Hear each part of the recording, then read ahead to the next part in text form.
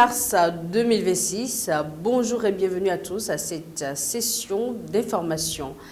L'actualité internationale reste marquée par de fortes tensions politiques, sécuritaires et énergétiques. De l'Afrique de l'Ouest à l'Europe, en passant par l'Afrique centrale et le Moyen-Orient, plusieurs événements illustrent les défis auxquels font face les institutions. Merci de rester nous suivre.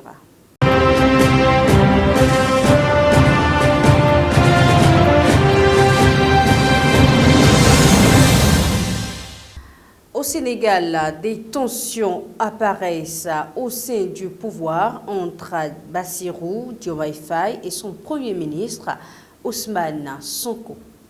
Face à cette situation, plusieurs cadres du parti au pouvoir, PASTEF, ont affiché publiquement leur soutien à Ousmane Sonko, notamment sur les réseaux sociaux. Ils dénoncent la création de la coalition Diomaye président, récemment lancée pour se structurer en force politique alternative en vue des prochaines élections.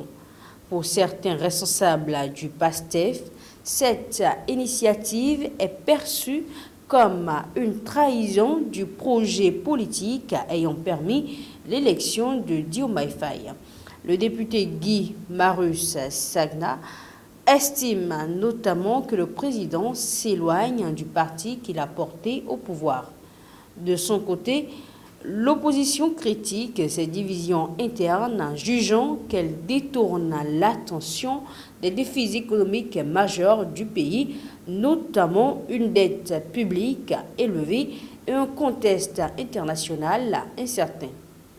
Jusqu'à présent, Ousmane Sonko n'a pas officiellement réagi à la réunion de cette nouvelle coalition. Direction de l'Afrique centrale, dans l'est de la République démocratique du Congo, l'Alliance Fleuve Congo, le mouvement du 23 avril a annoncé la prochaine libération de plusieurs militaires des forces armées de la République démocratique du Congo capturés lors des combats. Le mouvement rebelle évoque près de 5000 soldats, mais des informations relayées par Radio France Internationale estiment qu'environ 2700 militaires seraient réellement concernés. Parmi eux figurent des soldats blessés, soignés à Goma, des militaires âgés ou invalides, ainsi que des prisonniers capturés lors des affrontements. L'opération pourrait être supervisée par le Comité international de la Croix-Rouge, prêt à agir comme intermédiaire neutre si toutes les parties donnent leur accord.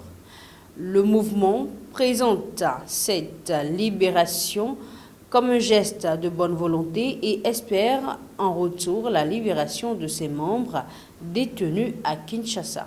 Toutefois, les autorités congolaises restent sceptiques et soupçonnent une manœuvre politique. Même en cas d'accord, la mise en œuvre pourrait s'avérer longue et complexe sur le plan logistique et diplomatique. Sur le plan énergétique, un sommet international consacré au nucléaire civil s'ouvre ce 10 mars à Paris, réunissant des représentants d'une soixantaine de pays. Après une première édition à Bruxelles en 2024, cette rencontre vise à relancer l'utilisation de l'énergie nucléaire dans le monde dans un contexte marqué par la dépendance aux énergies fossiles et les tensions liées à la guerre au Moyen-Orient. Porté notamment par la France et plusieurs pays occidentaux, ce sommet doit aussi permettre de promouvoir leur technologie face à la concurrence de la Russie et de la Chine. Aujourd'hui, l'énergie nucléaire fournit environ 10% de l'électricité mondiale grâce à quelques 450 réacteurs répartis dans une trentaine de pays. Les discussions devraient également aborder les risques de prolifération militaire. Plusieurs experts appellent ainsi à renforcer les mécanismes de contrôle internationaux, notamment ceux de l'Agence internationale de l'énergie atomique. Enfin, au Moyen-Orient, en Turquie, le procès très attendu de Ekrem İmamoğlu s'est ouvert le 9 mars dans un climat particulièrement tendu. Ancien maire d'Istanbul et principal rival du président Recep Tayyip Erdogan, il est détenu depuis près d'1 an et poursuivi pour des faits de corruption. La première audience a rapidement dégénéré en altercation verbale entre l'accusé et le président du tribunal. Contesté par le public présent dans la salle, le juge a suspendu la séance seulement 15 minutes après son ouverture. Le procès concerne au total 402 accusés, mais İmamoğlu est appelé à comparaître en dernier alors qu'il risque plus de 2300 ans de prison. Les avocats de la défense ont demandé la récusation des juges pour manque d'impartialité, une requête rejetée par le tribunal. Les audiences doivent désormais se poursuivre plusieurs fois par semaine.